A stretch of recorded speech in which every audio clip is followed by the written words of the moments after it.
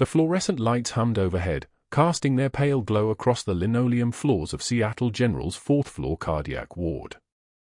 The smell of antiseptic and stale coffee hung in the air like a familiar fog, mixed with something else, the faint metallic tang of blood and the sterile chill of rooms where lives balanced on the edge of monitoring equipment and human precision.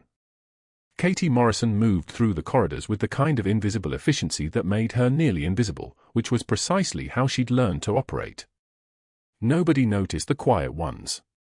Nobody paid attention to the nurse who caught what others missed, who anticipated crashes before the monitors screamed, whose hands moved with the terrifying fluid precision of someone who'd done this in far worse conditions than a temperature-controlled hospital unit. She pushed the medication cart down the hallway, her shoes whispering against the tiles with each step. The cart's wheels squeaked rhythmically as she checked for lines and charted vitals with meticulous attention to detail. Room 342, Mrs. Chen, post-op day 302 sat 94%, stable. Room 344, Mr. Rodriguez, arrhythmia monitoring, HR 78, improving. Room 346, empty. And then room 347, where Corporal Danny Reese lay in the bed closest to the window, his color better than it had been when he'd arrived 3 days ago with the kind of injuries that told a story Katie knew too well. The shrapnel pattern was wrong for the standard IED dispersal she'd seen in the intelligence briefings. It was too concentrated, too directional. It was the pattern from the Panja Valley sector, the exact grid coordinates from the exact forward operating base where she'd spent 18 months before being pulled for this assignment. Before being pulled to become invisible in this hospital, to become just another nurse.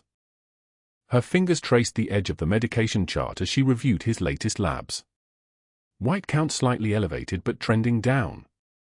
Hemoglobin stable at 9.2.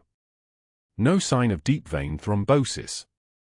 The monitoring was careful, meticulous, the kind of care that had saved lives in field hospitals where blood loss was measured in seconds and infection was a death sentence. She didn't recognize his face from deployment, not exactly. The security clearance briefings had shown her photographs of rotating personnel, thousands of faces in the system, impossible to commit to memory. But the shrapnel pattern didn't lie. The pattern was specific as a fingerprint. 18 months. The timeline matched. The location matched. The wound signature matched. Corporal Danny Reese was the Marine medic who'd taken her place in the Hindu Kush when she'd been reassigned to this hospital, to this mission. The chart felt heavier suddenly. She set it down on the bed frame and checked his vitals manually, her hands steady as they always were when information needed processing. BP 118/71. Good. Heart rate 62 and regular, the monitor displaying a normal sinus rhythm with the kind of rhythm she'd prayed for 1,000 times over. His breathing was shallow but adequate. No signs of respiratory compromise. Everything was exactly as it should be, which meant someone was taking care of him properly. Which meant someone knew. Excessive thoroughness, Ms. Morrison. The voice cut across the unit like a scalpel. Dr. Marcus Mercer stood in the doorway of room 347, his white coat pristine, his face arranged in an expression of practiced concern. Behind him came 2 attending physicians and a cluster of residents, the grand rounds parade. 12 minutes on a single patient. We reviewed your charts yesterday during our meeting. Would you like to explain to our fellows why you're documenting 9 separate vital sign checks in a 4-hour shift? Katie replaced the chart on the foot of the bed without looking up. Her hands didn't shake. Her voice, when she spoke, came level and measured. Standard protocol for post-op cardiac monitoring. Standard protocol. Mercer stepped into the room, his entourage following like remoras behind a shark. Standard protocol calls for checks every 2 hours. You're checking every 22 minutes. That's not standard, Ms. Morrison. That's wasteful. That's padding your hours to inflate your productivity metrics and justify your position in a department that's already understaffed and overstretched. He turned to the residents, his tone shifting to something professorial and cruel. This is what excessive thoroughness looks like. This is how inefficiency masquerades as conscientiousness. When you're managing 40 patients per shift, you cannot afford this kind of self-indulgent documentation. The room had gone quiet. The kind of quiet that exists in hospitals when everyone is waiting for someone to break, to cry, to defend themselves, to show some sign of being wounded. Katie finished writing her notes. 23 seconds. That's all she gave it. Then she looked up at Mercer with eyes that showed nothing at all, absolutely nothing, just the flat professional regard you'd give any superior, and she moved past him toward the door. The residence parted like a curtain. She didn't apologize. Didn't explain. Didn't give him the satisfaction of watching her flinch or defend herself. But that wasn't the worst part. The worst part was the moment she passed Reese's bed and his eyes shifted to follow her, and she saw the faintest flicker of recognition cross his features, the kind of recognition that only happened when someone had seen a photograph or heard a story or remembered a name from a briefing. The kind of recognition that meant her cover was thinner than she'd calculated, that someone somewhere had connected the dots, that her presence in this hospital had already been flagged by someone in the intelligence network. She continued down the hallway, Mercer's voice continuing his lecture to the residents behind her, his words about efficiency and proper protocols becoming background noise. The mission was still intact. It had to be. The opioid diversion investigation had traced back to pharmacy supply chain manipulation, and the financial irregularities in the billing department suggested something bigger, something that reached beyond simple theft into institutional corruption. She'd been here 9 months. She had 3 more months of evidence to gather before the Dodd investigators pulled the trigger on the full audit. 3 months of being just a nurse. 3 months of being invisible. She walked past the staff break room, past the medication dispensary with its locked drawers and logged access, and continued toward the supply closet at the far end of the unit. Nobody used it anymore, they'd moved most supplies to the automated system 3 years ago. It was dark and quiet and exactly where she needed to be. She closed the door behind her and leaned back against the metal shelving, her breathing steady, her pulse still normal even as adrenaline moved through her bloodstream with the kind of calm that only came from having already survived worse than a public humiliation from a cardiologist. Her hand moved to her jacket pocket and found the faded fabric there, the edge of the patch that had been sewn into the lining 18 months ago before she'd boarded the transport plane to this assignment. The 2nd Battalion patch. The unit insignia. The physical proof of who she actually was, hidden in plain sight in a pocket she wore to every shift. Her fingers pressed against it, finding the texture of the embroidered lettering, the raised edge of the insignia. Pressure. Information. Pain was data. Muscle memory took over and her breathing synchronized with a count her body had never forgotten. For counts in. Hold for 4. For counts out. The supply closet smelled like dust and old cardboard and the ghost of cleaning supplies long since relocated. It smelled like nothing. It smelled like safety. She pressed her fingers harder against the patch until she could feel the individual stitches through the fabric of her jacket. This was the job. This was the mission. Stay invisible. Gather intelligence. Don't break cover. Don't give anyone a reason to look too closely. The opioid diversion was worth it. The corruption investigation was worth it. 3 more months of being just a nurse was worth it. She could do 3 more months. She'd done 18 months of being someone else entirely, of living a complete separate identity, of smiling at people who dismissed her while she was systematically documenting their crimes. By the time she left the supply closet, her breathing had steadied completely. Her hands were warm again. The trembling that had threatened to come at the edges of her awareness had retreated into whatever compartment she kept it in, locked away with all the other things that had no place in a hospital full of people who needed to see a competent nurse and nothing more. She returned to her medication cart and finished her rounds, checking vitals, documenting carefully, moving through the shift with the kind of mechanical precision that had kept her alive in field hospitals where the slightest error meant someone didn't go home. Room 347, Corporal Reese was sleeping, his monitor displaying the reassuring rhythm of a heart that would keep beating, at least for today. She made a note of his O2 saturation, his fluid intake, his pain level based on his facial expression and the way his body rested in the bed. 8 minutes on this patient. She could afford 8 minutes. She documented everything with the same meticulous care, the same excessive thoroughness that Mercer had mocked, because 9 months of this investigation had taught her that the details nobody was paying attention to were exactly where the truth lived. That afternoon, the fluorescent buzz of the hospital's vending machine seemed louder than usual as Mercer approached with 2 attending physicians trailing behind him like satellites. Katie had just inserted coins for black coffee, the kind that tasted like burnt rubber but kept her alert through the next 4 hours, when his voice cut across the break room with the precision of a surgical strike. "Morrison." He said her name like it tasted bad. "Tell me something. Have you learned to work at marine speed yet, or are you still operating on civilian time?" The attending physicians laughed. Not the comfortable laughter of colleagues sharing a joke, but the sharp, performative laughter of people trying to stay on the right side of power. Katie's hand paused on the vending machine. Her coffee dropped into the metal tray with a hollow clang. She turned. Slowly. Her eyes tracked from the coffee to Mercer's face with the deliberate focus of someone taking inventory. Her jaw shifted once, a single muscular clench that tightened the line of her cheekbone, and then released. She reached down and retrieved her coffee without speaking. "I'm asking you a question, Morrison." Mercer's voice pitched higher, the way a predator's does when prey doesn't react the way it's supposed to. "Your charting is excessive. Your monitoring is excessive. Everything about your approach to nursing is excessive. It's inefficient. It's wasteful." He gestured toward the attending physicians, who had begun studying their shoes with sudden intensity.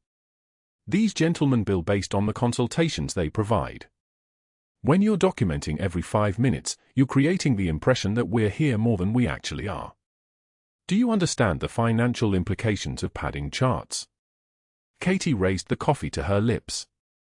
Took a sip. The liquid burned the roof of her mouth, but she didn't flinch. "I don't think you're incompatible with nursing, Morrison. I think you're incompatible with this hospital's standards. You're a square peg trying to fit through a round opening. And frankly, the civilians who work here, the ones who understand medical economics and efficiency and the reality of modern healthcare, they're starting to notice." He paused, waiting for a reaction. A crack. Something. Katie lowered her coffee. "Will that be all, Dr. Mercer?" The attending physicians exchanged a glance. This wasn't how the conversation was supposed to go. There should have been defensiveness. Apology. Some kind of capitulation. Instead, she had simply answered in the way a soldier answers a commanding officer, efficient, respectful, without argument. It made something flicker in Mercer's expression. Frustration. The kind that comes from discovering your weapon isn't working. "For now," he said finally. "But we'll be watching your documentation more carefully from this point forward. Every patient you touch gets reviewed." Katie nodded once and walked past them toward the corridor, her steps measured and even. Behind her, she heard one of the attending physicians murmur something she couldn't quite catch, and Mercer's response, "She'll slip up." They always do. She didn't slip up. All through the afternoon shift, Katie returned to room 347 with the precision of a metronome. Every vitals check was documented. Every assessment note was granular. Corporal Reese's oxygen saturation at 1422. His respiratory rate.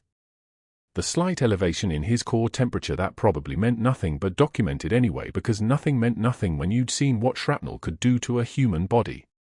She noted the faint discoloration along his left ribs, the location of the wound, and the way he favored that side when he shifted in bed, trying to find a position that didn't send pain through his torso like lightning through water. The chart filled like a blueprint. Like a map of everything that was about to go wrong. Katie sat in the supply closet at 1951, the fluorescent light casting everything in a shade of greenish-white that made her skin look corpse-like. She'd clocked out an hour ago but hadn't left.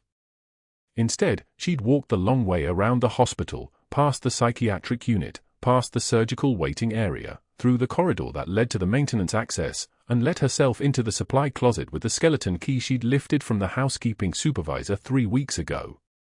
Her jacket was draped across a stack of compression bandages. Inside the lining, the faded unit patch felt rough beneath her fingertips. 2nd Battalion. 5th Marines. Dark horse. The patch had been sewn there for 18 months, ever since the last time she'd been extracted from a combat zone, the last time she'd worked under the call sign that wasn't Katie Morrison, RN. Mercer didn't know what he was dealing with. The attending physicians didn't know. Nobody in this hospital knew that she'd performed emergency thoracotomies with a combat knife in a field hospital outside San Juan Valley while rounds were landing close enough to shake the tent off its moorings. Nobody knew that excessive documentation was 9 months of classified investigation into opioid diversion, the pills disappearing from the pharmacy, the supply chain bleeding out, the pattern leading directly back to billing fraud, to inflated consultations, to Mercer and his attending physicians running what amounted to an organized theft scheme against Medicare. She couldn't blow the mission. The investigation was too close. Too critical. If she showed her hand now, if she revealed that she was anything other than an anxious civilian nurse trying too hard to impress doctors who would never respect her, then the whole chain of custody fell apart. The evidence became inadmissible. The perpetrators stayed in the system, kept stealing, kept billing fraudulent consultations, kept rotting from the inside out. But Corporal Reese was rotting from the outside in. Katie pressed her fingers against the unit patch until her breathing steadied. 1 minute. 2 minutes. 3. Then she stood, folded her jacket, clipped her badge back to her scrubs, and walked back out into the hallway where the fluorescent lights hummed their endless mechanical song. Room 347 required a complete set of vitals at 2013. She documented everything. The patient's slightly elevated heart rate, 86 beats per minute. His oxygen saturation at rest, 94%, which was normal but not reassuring if you understood the geometry of shrapnel wounds and the way pneumothoraxes developed like thunderstorms on a horizon, building slowly, invisibly, until they exploded across the sky. His blood pressure, 136/87, running a little high. The subtle changes in his breathing pattern, the way he'd begun favoring shallow intakes over deep ones. She was sitting at the nurse's station, documenting these details in room 347's chart, the same excessive documentation that Mercer had mocked, when the monitor at the end of the hall began its warning beep. Not the alarm beep. Not yet. Just the warning beep. The gentle alert that blood oxygen was dropping. 93%. 91%. 89%. Katie's hands went still on the keyboard. The night shift skeleton crew was 3 nurses for 40 patients. 2 of them were in the West Wing managing a post-surgical patient. The third was on her 15-minute break. The resident on call, a first year from Johns Hopkins who'd gotten too comfortable with her own competence, was asleep in the on-call room down the corridor. 88%. Katie was already moving. She didn't run. Running implied panic. Implied concern. She walked with purpose, the way someone walks when they're moving from point A to point B because that's where they need to be, not because the patient in room 347 was about to collapse into full respiratory failure. The door opened. Mercer was already there. She'd find out later that he'd been reviewing charts in the physician's office on the 2nd floor, doing the work he claimed to do but mostly using the time to update his billing spreadsheets. The alert had registered on his personal pager. He'd been the closest attending on call. He'd made it to the room in 97 seconds. What Katie found was a man trying to perform medicine the way he performed everything else, with arrogance and insufficient technical knowledge. Mercer was reaching for the oxygen mask, turning up the flow rate to 100% as if sheer force could push oxygen through a set of lungs that weren't receiving it. His hands moved with the precision of someone who'd learned medicine in textbooks and never actually practiced emergency medicine in a combat zone where your textbooks were usually covered in sand and your patient usually died if you hesitated. Corporal Reese's oxygen sat was 82% now. Call respiratory, Mercer said, not looking at her. And get me an anesthesia cart. I'm going to intubate. Katie stepped into the room without speaking. She stepped past Mercer with a kind of lateral movement that required zero acknowledgement of his authority. She placed her hand on Reese's chest and felt what Mercer had failed to feel, the asymmetry of the breath sounds, the way the right side was moving less than the left, the subtle but undeniable sense that something inside his thorax had shifted. Tension pneumothorax, she said quietly. I'll make the call on what this patient has, thank you. Mercer was already preparing the intubation equipment, hands moving with the muscle memory of someone who'd done it in simulation but rarely in the field. Respiratory is on the way. We'll get a chest tube in place once we secure the airway. 80% now. 78. Katie's hands moved on their own. They'd done this procedure in field hospitals with sand in the air and rounds landing close enough to make the tent shake. They'd done it with equipment that was mostly rusted and a patient who was mostly beyond saving but who deserved a try anyway. They did it now while Mercer was still assembling the endotracheal tubes, still preparing for an intubation that would only make things worse. She didn't ask permission. She simply opened the crash cart, located the 14-gauge angiocath, felt for the anatomical landmarks on Reese's chest, the second intercostal space, the midclavicular line, and moved with the terrible fluidity of someone who'd learned a brutal calculus between hesitation and death. The needle went in. There was a hiss, a small, precise exhalation of pressurized air escaping from where it should never be. The sound of a pneumothorax decompressing. Mercer looked up from the intubation equipment. His mouth opened. Then closed. Then opened again without producing any sound at all. Katie's eyes remained fixed on the monitor. O2 sat climbing. 82%. 84%. 87%. The number ticking upward with the regularity of a metronome finding its rhythm.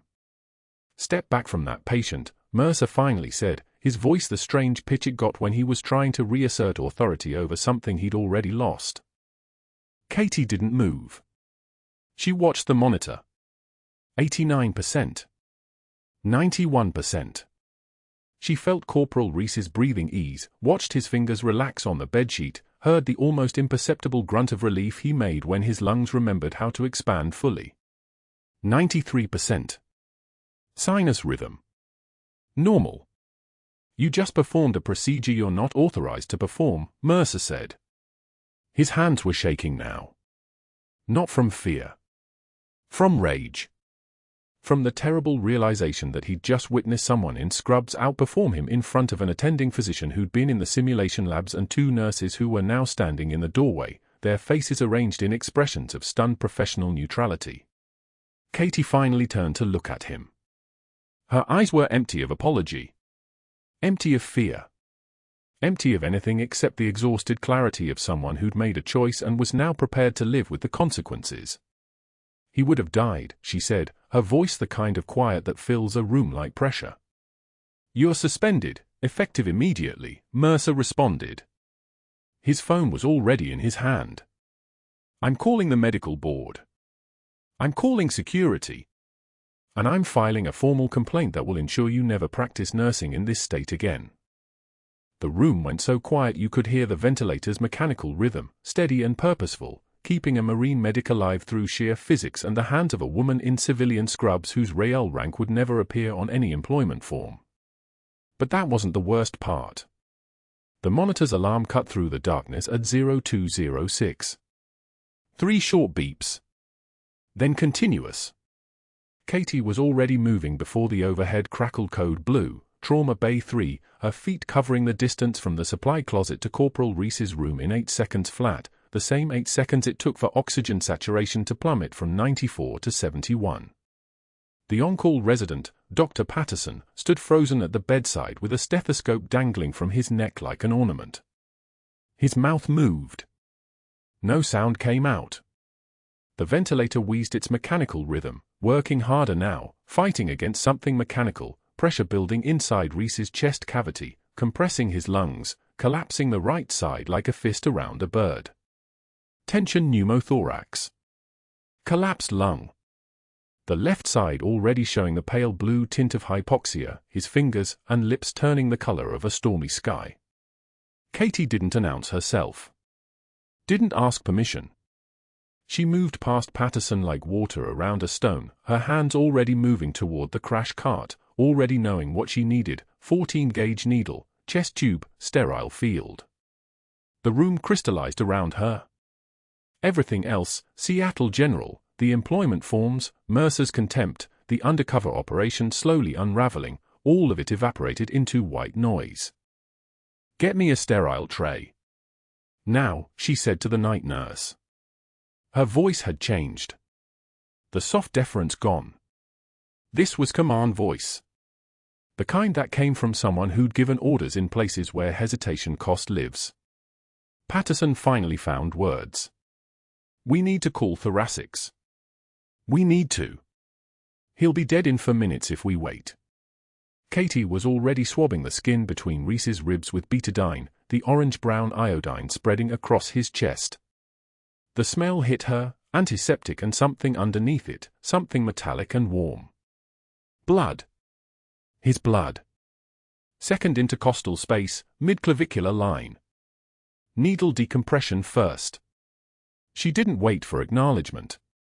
The needle went in, smooth, practiced, muscle memory that lived in her hands like a second skeleton. The hiss of air escaping. Actual audible hiss, like a tire deflating, like pressure releasing, like survival. O2 Sat, 74. The night nurse, a woman named Chen who'd worked nights at Seattle General for 6 years, stood paralyzed with the sterile tray still in her hands. Katie took it without breaking rhythm. "Scalpel." Patterson stepped closer. "You can't just.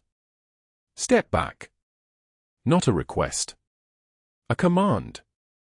The kind of authority that came from having already survived the worst. He stepped back. The scalpel's handle felt correct in her palm. Everything about this moment felt correct.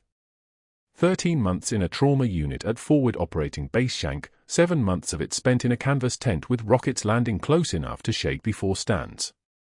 She'd done this procedure while hearing the rumble of incoming artillery, while a corpsman was yelling coordinates to base defense, while the kid in front of her was bleeding out and all that stood between him and a body bag were 2 hands and a chest tube.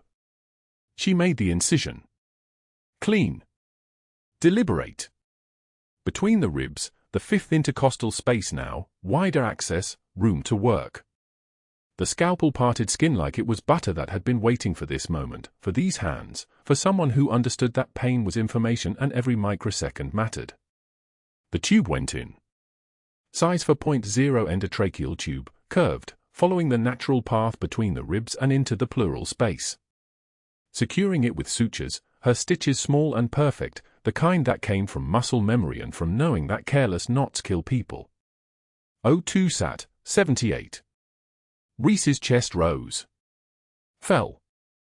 The pink returning to his lips like someone had switched a light back on inside him. O2 Sat, 84. Chen was moving now, reading Katie's intentions like they were written in her movements, another bag of O2E enriched air, another monitor lead, the gentle sound of plastic tubing connecting to the chest tube, creating a seal, creating order out of chaos. Patterson watched with his hands at his sides. His face had gone the color of old milk. O2 Sat, 88. Katie glanced up at the monitor, heart rate dropping from 148 to 114, blood pressure climbing from 78/42 to 92/56, the numbers moving in the right direction, the direction of life instead of death. Reese's eyes fluttered. For a moment, they locked directly on hers. O2 Sat, 92. Stable. She stepped back. Breathed.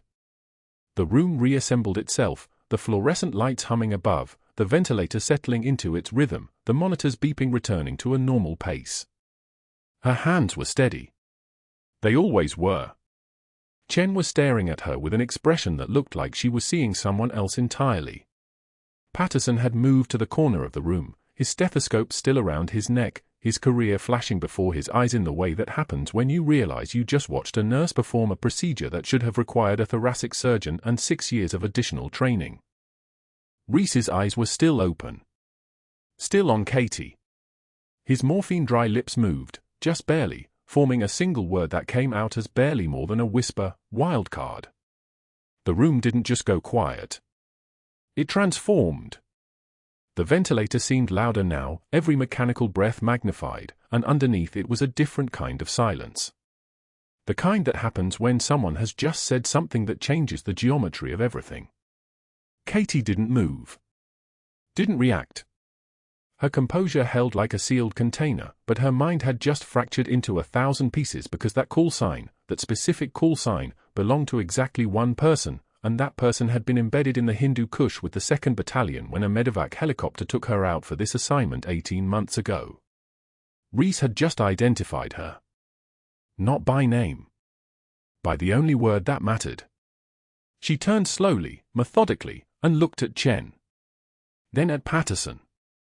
Then back at the monitor, where the numbers kept climbing, 94. 95, 96. Stable. Stable. The kid was going to live. Security would be coming soon. Mercer would be making phone calls. The investigation she'd been running for 9 months, the one that traced opioid diversion directly to his supply chain, the one that could dismantle an entire billing fraud scheme operating inside Seattle General, that investigation was about to collapse because she'd just blown her cover in front of 2 witnesses and a Marine who'd just given her away with a single whispered word. But Corporal Reese was alive.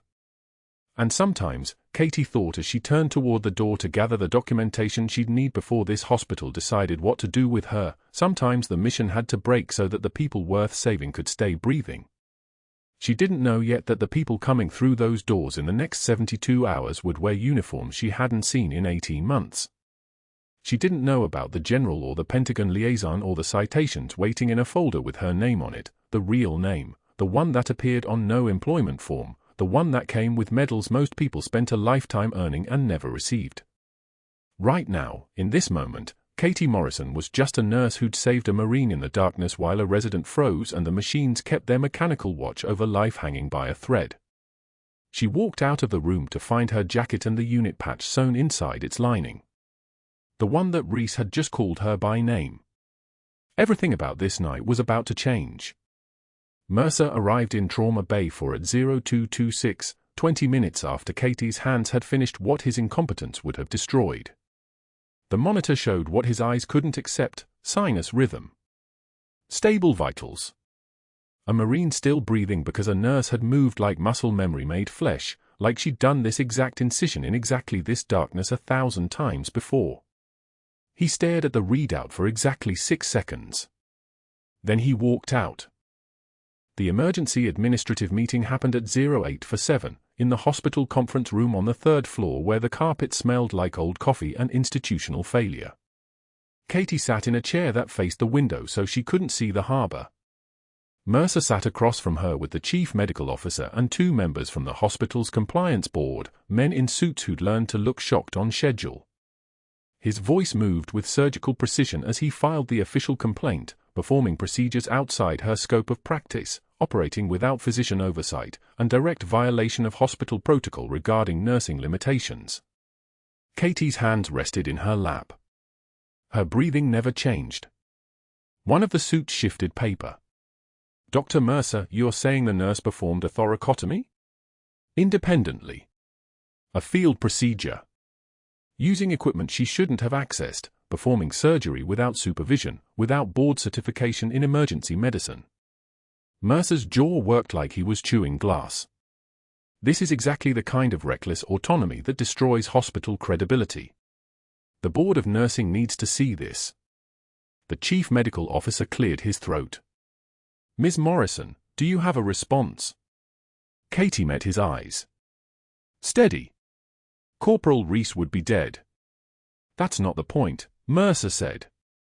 His voice pitched higher than it had been. The point is chain of command. The point is that we have protocols that exist for a reason. If every nurse decided to perform surgery whenever they felt competent. He wasn't breathing. Katie's voice dropped. 30 seconds from cardiac arrest. The on-call resident was frozen. I made the call. The silence tasted like metal. Mercer stood. Which is why you're being placed on immediate suspension pending a full investigation. It wasn't a request. It was a command. Katie nodded once. The chief medical officer looked like he wanted to say something else but didn't. She'd already saved Reese's life. What they did to her now was administration, bureaucracy, the machinery that crushed people like her for daring to act while doctors froze. The walk back to the locker room took her past the break room, past the medication dispensary, past the supply closet where she'd pressed her fingers against the faded 2nd Battalion patch 18 hours earlier. She kept walking. Her badge hung against her chest like a countdown. Security met her at the locker room door. Not the kind security, the compliance kind. The one who'd been instructed to watch her clear out her personal items. Katie opened the locker and pulled out the small cardboard box she'd brought on her first day. Inside, 2 pairs of compression socks, a pen, a thank you card from a patient's family. And tucked into the side seam, the jacket with the patch. She folded the scrubs carefully, the ones she'd worn for 247 shifts, the ones that still had Reese's blood on the collar. Hospital corners. The crease should be perfect when it went into the laundry. The security officer stood in the doorway. "You need to understand what just happened here." Katie didn't look at him. "I understand." She did understand. She understood that she'd blown 9 months of Dodd investigation into Mercer's supply chain. She understood that the opioid diversion she'd traced through his hands and into the street would need to be documented differently now, through channels that wouldn't include her voice. She understood that sacrificing the mission to save the kid who'd replaced her meant accepting that some decisions couldn't be unmade. Some lines, once crossed, redrew the map. Mercer made 3 phone calls after she'd left the building. The first was to the State Board of Nursing at 0913. Katie's license number, her alleged violation, his recommendation for immediate suspension pending their full investigation. The second call, at 0927, went to his contact at Pioneer Insurance, the same company that had been paying claims on the phantom consultations and inflated procedures that kept Mercer's life funded at the level he'd become accustomed to. The message was clear: there was a problem. A nurse who'd been present during procedures she shouldn't have witnessed. A nurse who'd been documenting with excessive thoroughness. A nurse who represented risk. His contact said they'd handle it. The third call went to hospital security at 0941. Deactivate her credentials by 0600. Lock the system. Make sure she couldn't access employee records, patient data, anything that might compromise the infrastructure they'd built. Katie drove through the rain toward the hospital laundry facility in the basement of the West Seattle campus. It wasn't raining yet, not the kind that came later, but the clouds had turned the city the color of old concrete. She held the folded scrubs in her lap. The fabric was still warm from her locker. Still smelled like her. Antiseptic. Sweat. Failure. The laundry supervisor didn't ask questions when she turned in the scrubs. Just scanned the barcode on her name patch and tossed them into the industrial bin with the other hospital whites. End of shift. End of something, Katie said. She walked back to her car in the employee garage. Level B2. 23 parking spaces from the stairwell. Everything she'd been taught had trained her to count exits and distances, to map the room, to identify threat vectors. The Marine in her had counted the steps to her car the first day she'd parked here. Now it felt like walking away from something she couldn't name. The rain started at 0414, exactly 1 hour after she'd turned in her scrubs. Not the light drizzle that Seattle did well, real rain, the kind that hammered the windshield like judgment. Katie sat in her car in the hospital parking garage, engine running for the heat, and stared at the steering wheel. Her phone sat dark on the passenger seat. She'd called her Dodd handler once, at 0037, and the voicemail had picked up immediately. No message. No callback. No confirmation that anyone knew what she'd just sacrificed. She had $847 in her checking account and a car that needed an oil change. She had 2 weeks before her apartment lease required notice. She had a jacket with a patch that meant everything and suddenly meant nothing, because the uniform underneath it was gone. The car smelled like coffee and old rain. Like a person who'd stopped being whoever she was supposed to be. Katie opened the glove compartment and pulled out the photograph, just one, the only one she allowed herself. A Marine in full kit, summer 2021, standing in front of a Chinook with 3 other squad members. That Marine had been her. Captain Catherine Morrison. 3rd Battalion, 5th Marines. 12 operations across 3 tours. The patch on her jacket meant she'd been part of something that mattered. Now it meant she destroyed a mission to save a boy who didn't even remember her. She almost threw the patch away. Just opened the car door and let the rain take it, let it disappear into the Seattle night where it belonged. Where she belonged, nowhere. No hospital. No mission. No name except the one on a driver's license issued to a civilian nobody. But something stopped her. Not the patch itself. The threads. The way the stitching had held for 18 months without fraying. The way her mother's hands had sewn it into her jacket lining after the medal ceremony, before Katie went under, before Katie became nobody. The stitches were still perfect. Still holding. Captain Catherine Morrison, closed her eyes in the dark of her car while the rain hammered steel. And then she heard it. A sound that didn't belong in a hospital parking garage. A distant percussion in the sky that made the rain sound smaller. The distinct thump-thump-thump of rotor blades cutting through the Seattle night. Black Hawk. The timing was impossible. The location was impossible. The sound itself should have been impossible given she'd been suspended for hours earlier and had no one left to call. But in the darkness, sitting alone in her car with a patch that wouldn't stay dead in her hands, Katie Morrison heard what every Marine on Earth learns to recognize in her bones. They'd found her. The administrator's footsteps echoed down the corridor before the doors opened. 2 MPs in dress uniforms flanked him, boots on tile, their presence shifting something in the air itself. Katie stood against the wall in civilian clothes, jeans, a grey sweater, her hospital badge already turned in. The fabric felt foreign. After 6 months of scrubs, regular clothes hung on her like costumes. The administrator didn't make eye contact. That alone told her everything. People who knew they were doing the right thing looked you in the eye. The first MP held a folder. The second stood with the posture of someone trained to witness things. Captain Morrison, the administrator began, then stopped. His voice wavered. He hadn't expected to use that title. Nobody at Seattle General knew that title existed. Katie's expression didn't shift. Her hand stayed at her sides.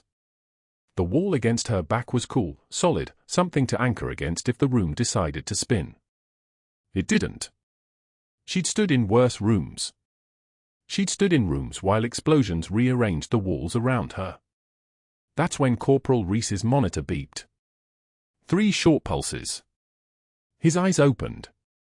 Morphine heavy, consciousness clawing its way through pharmaceutical fog. His gaze found the doorway, found the administrator, found the uniforms, then tracked across the room until it caught her. Katie. Standing there in her real life, the mask she'd worn for 9 months finally falling away like old paint. His morphine-dry lips moved. Formed a single word with the effort of someone pulling themselves from deep water. Wild card. The room went absolutely still. The fluorescent lights buzzed overhead, a sound Katie had learned to ignore weeks ago. Now it sounded like a siren. The younger MP stepped forward. His voice carried the formality of someone reading something that mattered. Captain Catherine Morrison. 3rd Battalion, 5th Marines, Dark Horse Company. Silver Star Favela under fire, Hindu Kush Valley, September 2021. Citation reads, he paused. His throat worked. Respect does that to voices sometimes. Extracted for wounded personnel from active combat zone under sustained small arms fire and IED threat. Refused evacuation until all wounded were secured. Direct action prevented loss of life estimated at 4 service members. Dr. Mercer's face had started to pale. His mouth opened. Closed. Opened again like a fish trying to breathe air. The MP continued. His voice had shifted now, no longer reading, now simply stating fact. Purple Heart. 2 of them. Shrapnel wound, left shoulder. Second incident, abdominal shrapnel extraction in field hospital conditions. Commendation Medal for meritorious service. And he paused again, letting weight settle on the silence. Navy Commendation Medal with Combat V for Valor. This is a hospital matter, Mercer said. His voice had climbed into a register that didn't sound like his own. You have no jurisdiction here. This woman violated scope of practice. She performed emergency surgery without. Step back, doctor. The voice came from the doorway, and everyone turned. A Marine Brigadier General in dress blue stood silhouetted in the frame.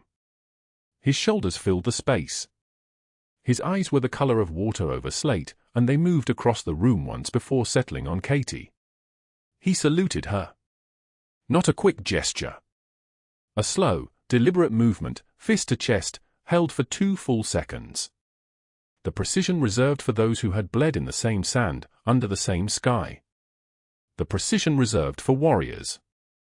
Katie returned the salute with her right hand, fingers extended, arm rising with the same measured control she used for everything. The Brigadier General lowered his hand. The discharge paperwork will be corrected. Immediately. This officer was never suspended. She was never terminated. She was on assignment for the Department of Defense, and that assignment just reached its next phase. Mercer took a step backward. His hands had started to shake. Katie watched it happen with the detachment of someone observing a medical phenomenon. Adrenaline dump. Fight-or-flight response triggering in a man who'd suddenly realized the thing he was fighting wasn't a nurse who'd overstepped her role. It was the federal government. The door opened again. A Pentagon liaison in a charcoal suit walked through it like he owned the building. He probably did. He probably owned every building. He looked at Mercer once, then turned to Katie, and his voice contained the weight of classification and authority that cleared rooms.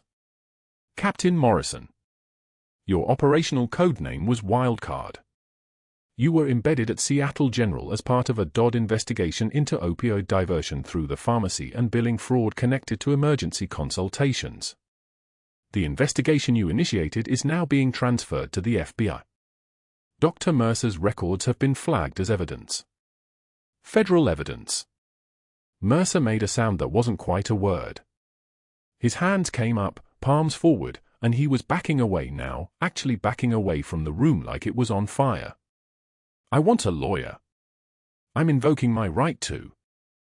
You invoked that right the moment you filed false complaints, the liaison said. His tone didn't change. 3 phone calls. 1 to the medical board. 1 to an insurance fraud contact. 1 to security. We have recordings. We have the emails. We have 9 months of your billing records showing phantom consultations at $240 per patient encounter, times 47 patients per month. That's approximately $447,000 in fraudulent billing over 18 months. Federal crime, doctor. Multiple counts. Katie watched Mercer's face drain of color like someone had opened a valve. His lips had gone pale. His jaw worked soundlessly. The Brigadier General moved slightly, just enough to position himself between Mercer and the door, a subtle block that said you're not leaving. I was just doing my job, Mercer whispered. Everyone does this. Everyone. No, Katie said. Her voice was different now. Lower. Steadier. The voice of someone who'd given orders to people carrying rifles. Not everyone. You did. Mercer turned to face her fully. His eyes were wet. His breathing had become visible, chest heaving in short, fast breaths. The administrator had stepped back against the far wall. The 2 MPs stood motionless, bears carved from stone. You ruined me, Mercer said.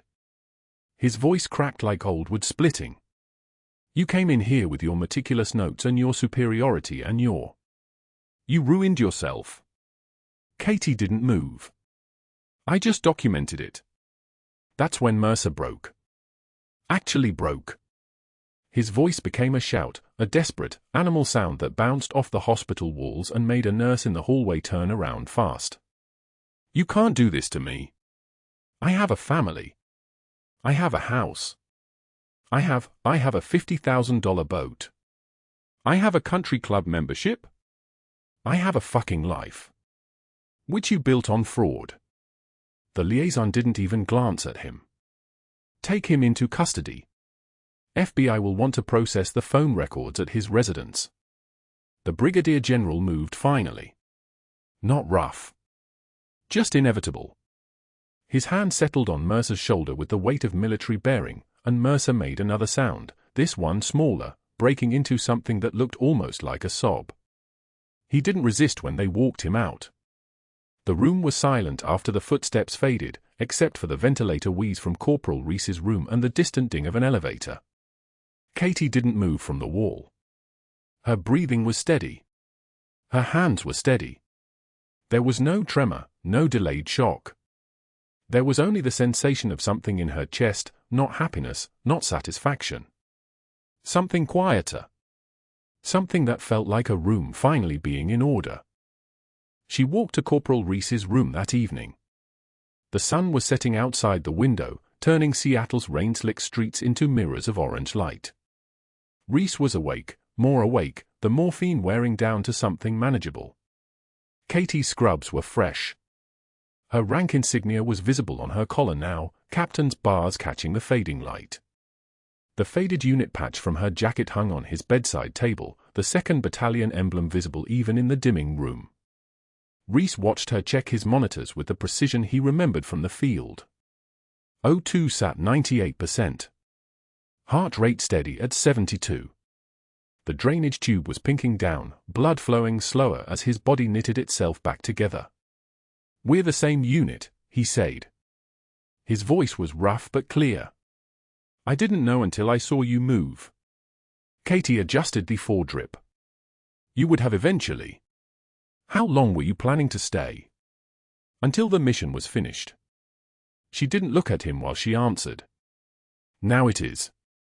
Outside the window, the rain started again. Not a storm. Just Seattle. Just the sky deciding it was time to water the earth. Katie stood there with one hand on the fall line, the other hanging at her side, and she watched the city lights blink on one by one. Somewhere below, in Raleigh or somewhere like it, Dr. Mercer was being processed, handcuffed, booked, his entire world dismantling with the precision that only federal prosecution could deliver. By spring, he would be teaching CPR fundamentals at Raleigh Community College to teenagers who didn't know his name had once meant anything. The name tag would read Stephen. His license would be gone. His boat would be seized. His country club would send a letter saying his membership was terminated due to outstanding investigation. He would wear a polo shirt with a community college logo, and he would flinch every single time someone called him doctor. But Katie wouldn't know any of that. Wouldn't think about it. Because her eyes were on the city below, on the hospital grounds visible in the darkness, on the patients inside who were being healed by people with steady hands and careful charts and meticulous documentation that people like Mercer had spent their entire careers dismissing. "Welcome back, Captain," Reese said quietly. Katie didn't respond. She just stood there in her scrubs, rank visible, mission complete, and watched the rain fall on Seattle like an apology the sky was making to the earth. The trembling wasn't fear. It was the knowledge that everything she'd sacrificed, her rank, her name, her identity, had been worth it because a Marine had gotten to keep breathing. That was the only calculation that mattered. That was the only one that ever had. Some people spend their entire lives looking for what matters. Katie had found it in the supply closet, pressed against a unit patch, knowing the man in room 347 had bled in the place where she used to bleed. Everything else was just noise. The ones who have seen the worst often give the most. If you've ever been underestimated by someone who didn't know your real value, if you've ever watched someone mistake competence for weakness, hit subscribe. Tell us in the comments, would you have walked away from the mission to save the life of one Marine, or would you have stayed undercover to bring down the entire fraud network? And if the Pentagon called your workplace tonight, would you actually answer?